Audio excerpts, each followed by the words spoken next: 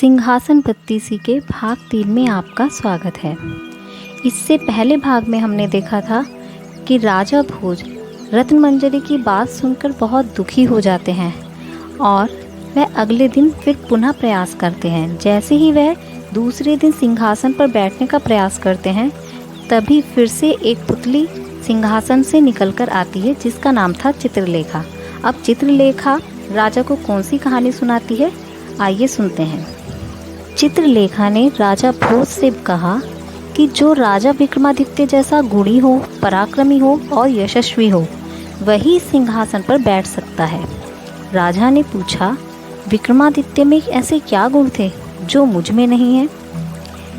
तो चित्रलेखा ने कहा कि सुनिए महाराज, एक बार राजा विक्रमादित्य की इच्छा योग साधने की हुई।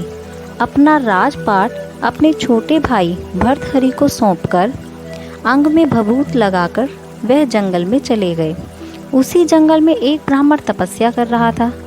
देवताओं ने प्रसन्न होकर उस ब्राह्मण को एक फल दिया और कहा, जो इस फल को खाएगा वह अमर हो जाएगा।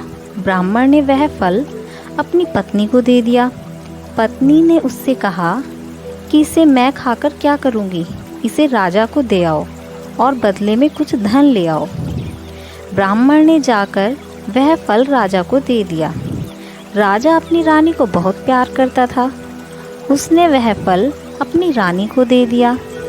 रानी का प्रेम शहर के कोतवाल से था और उसने वह फल कोतवाल को दे दिया।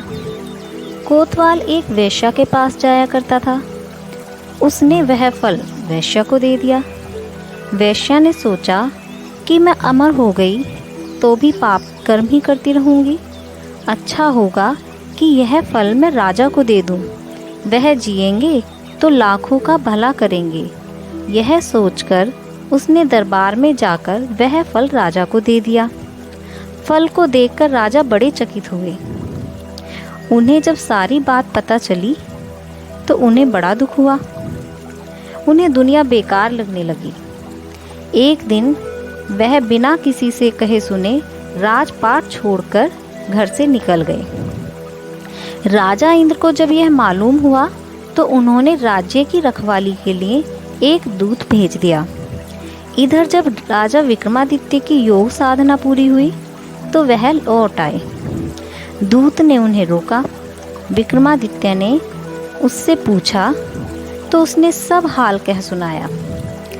विक्रमादित्य ने अपना नाम भी बताया, फिर भी दूत ने उन्हें अंदर न जाने दिया।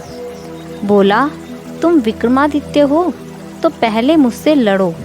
दोनों में लड़ाई हुई। विक्रमादित्य ने उसे पछाड़ दिया। दूत बोला, मुझे क्षमा कीजिए महाराज, मुझे छोड़ दीजिए, मैं किसी दिन आपके काम आऊँगा। इतना कहकर वह पुतली बोली, अब बताइए राजन, क्या आप में इतना पराक्रम है कि इंद्र के दूत को आप अपना गुलाम बना सके? अगर है तो आप इस सिंहासन पर बैठने के योग्य हैं, अन्यथा नहीं। और ऐसा कहकर चित्रलेखा आसमान में उड़ गई। अब राजा फिर से बहुत दुखी हुए और चुपचाप वहाँ से लौट गए। अगर आपको हमारी यह कहानी पसंद आई हो तो हमें कमेंट बॉक्स में लिखकर ज़रूर बताइए। हमारी वीडियो को लाइक कीजिए, शेयर कीजिए और हमारे चैनल को सब्सक्राइब कीजिए।